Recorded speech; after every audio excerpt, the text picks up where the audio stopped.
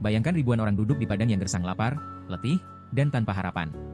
Tapi di tengah kerumunan itu, seorang anak kecil, 5 roti, 2 ikan, dan kemudian, mujizat besar terjadi.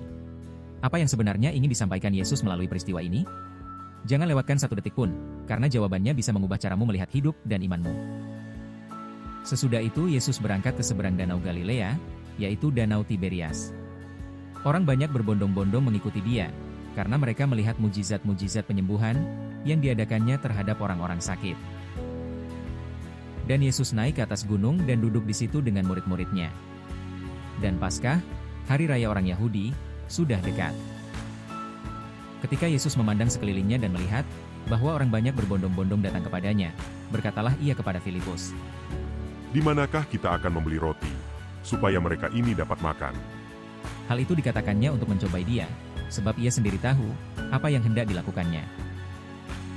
Jawab Filipus kepadanya, Roti seharga 200 dinar tidak akan cukup untuk mereka ini, sekalipun masing-masing mendapat sepotong kecil saja. Seorang dari murid-muridnya, yaitu Andreas, saudara Simon Petrus, berkata kepadanya, Di sini ada seorang anak yang mempunyai 5 roti jelai dan 2 ikan. Tetapi apakah artinya itu untuk orang sebanyak ini?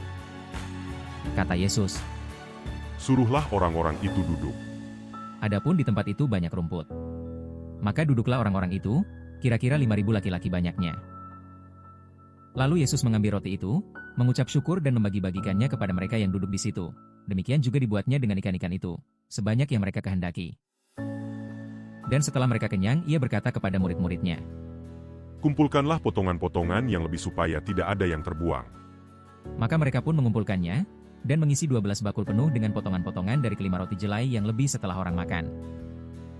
Ketika orang-orang itu melihat mujizat yang telah diadakannya, mereka berkata, Dia ini adalah benar-benar nabi yang akan datang ke dalam dunia. Karena Yesus tahu bahwa mereka hendak datang dan hendak membawa dia dengan paksa untuk menjadikan dia raja, ia menyingkir pula ke gunung, seorang diri. Dalam hidup, kita sering bergumul dengan kekhawatiran. Banyak peristiwa yang mengguncang iman kita, dan tidak jarang kita dihadapkan pada situasi yang terasa mustahil. Tapi percayalah, Tuhan tidak tinggal diam. Yesus sanggup, dan selalu sanggup.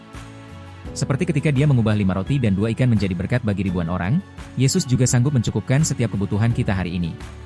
Dia melihat, dia peduli, dan dia tidak pernah lalai memberkati anak-anaknya. Percayalah kepadanya sepenuhnya. Amin. Kalau kamu diberkati melalui video ini, jangan lupa tinggalkan amin di komentar dan bagikan ke orang lain.